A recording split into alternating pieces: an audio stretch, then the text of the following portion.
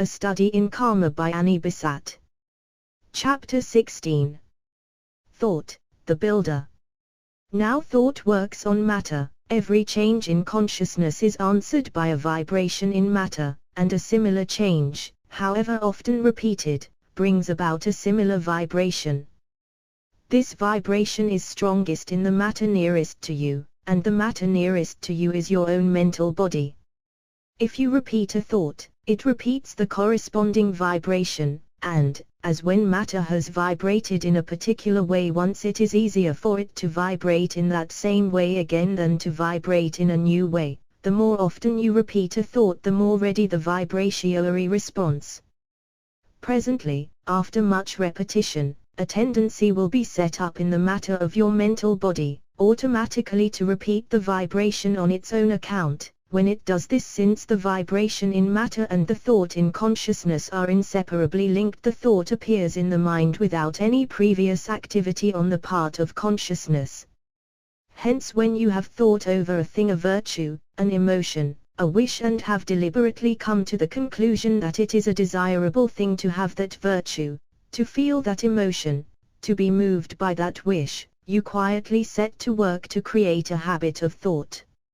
You think deliberately of it every morning for a few minutes, and soon you find that it arises spontaneously in the mind, by the aforesaid automatic activity of matter.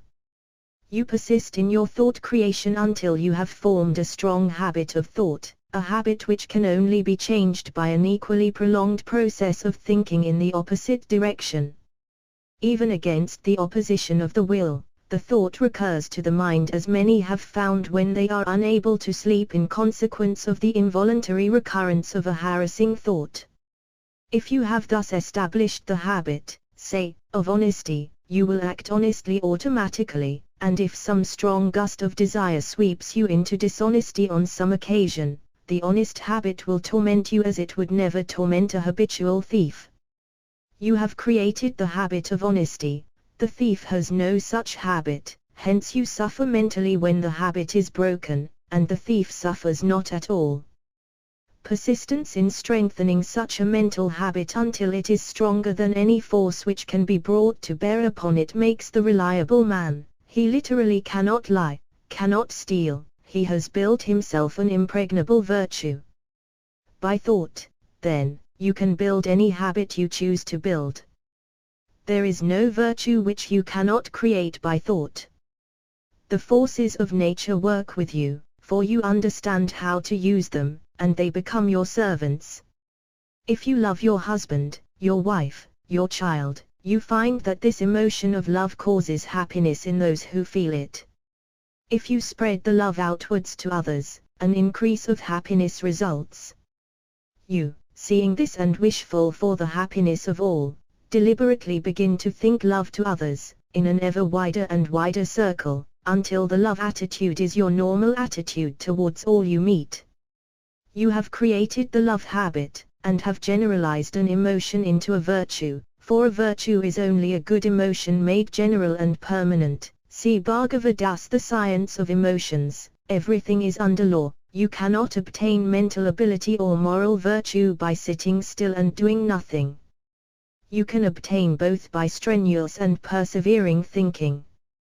You can build your mental and moral nature by thinking, for man is created by thought. What he thinks upon, that he becomes. Therefore think on that which you aspire to be, and inevitably it shall be yours. Thus shall you become a mental and moral athlete, and your character shall grow rapidly. You made in the past the character with which you were born. You are making now the character with which you will die, and will return. This is karma. Everyone is born with a character, and the character is the most important part of karma. The Musalman says that a man is born with his destiny tied round his neck. For a man's destiny depends chiefly on his character. A strong character can overcome the most unfavorable circumstances, and overclimb the most difficult obstacles. A weak character is buffeted by circumstances, and fails before the most trivial obstacles.